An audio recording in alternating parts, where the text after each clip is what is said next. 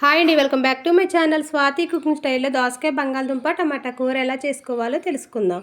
దోసకాయ బంగాళదుంప టమాటా ఇలా మూడు కలిపి కూర చేశారంటే చాలా టేస్ట్గా ఉంటుంది కూర.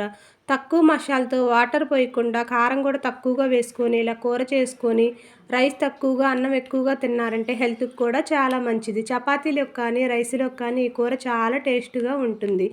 ఎలా చేసుకోవాలో చూద్దాం. ముందుగా మన క్వాంటిటీ తగ్గట్టు బంగాళదుంపలు, దోసకాయలు, టమాటా, ఆనియన్స్ కట్ చేసుకొని పక్కన పెట్టుకోవాలి. తర్వాత స్టవ్ వెలిగించి కళాయి పెట్టి 3 టేబుల్ స్పూన్ ఆయిల్ వేసుకొని పోపు జీలకర్ర వేసుకొని కొంచెం ఫ్రై అయిపోయిన తర్వాత కట్ చేసి పెట్టుకున్న ఆనియన్స్ ముక్కలు, బంగాళదుంప ముక్కలు వేసుకొని 1/2 టేబుల్ స్పూన్ పసుపు, 1/2 టేబుల్ స్పూన్ సాల్ట్ వేసుకొని ఫ్రై చేసుకోవాలి.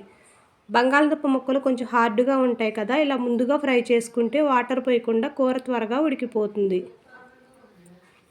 ఇలా ఆయిల్ సపరేట్ అవుతున్నప్పుడు కట్ చేసి పెట్టుకున్న దోసకాయ ముక్కలు, టమాటా ముక్కలు, పచ్చిమిర్చి ముక్కలు కూడా వేసుకొని స్టవ్ సిమ్లో పెట్టి పైన మూత పెట్టి ఉడికించుకోవాలి.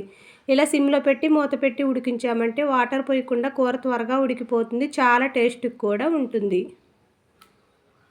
ఇలా 50% ఉడికిపోయిన తర్వాత 4 వెల్లుల్లి రబ్బలు దంచి వేసి మరొక 2 మినిట్స్ పాటు ఉడికించుకోవాలి. ఈ ప్రాసెస్లో చేశారంటే కూర చాలా టేస్ట్గా వస్తుంది. ఇలా కొంచెం కూర జ్యూసీగా వచ్చిన తర్వాత 1 టేబుల్ స్పూన్ కారం, రుచి సరిపడా సాల్ట్ వేసుకొని 1/2 టేబుల్ స్పూన్ ధనియాల పౌడర్ని వేసుకొని బాగా మిక్స్ చేసుకొని మూత పెట్టి మరొక 5 నిమిషాల పాటు ఉడికించుకోవాలి. దోసకాయ టమాటా కూరలో ధనియాల పౌడర్ వేస్తే చాలా టేస్ట్గా ఉంటుంది కూర.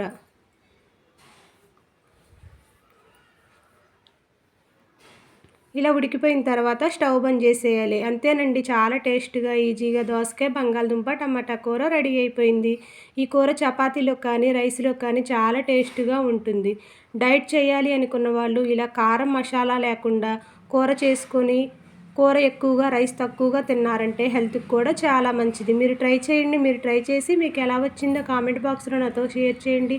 ఈ కూర అయితే చాలా టేస్ట్గా ఉంటుంది. ఇలాంటి మరెన్నో వంటల కోసం స్వాతి కుకింగ్ స్టైల్ని సబ్స్క్రైబ్ చేసుకోండి. Thank you.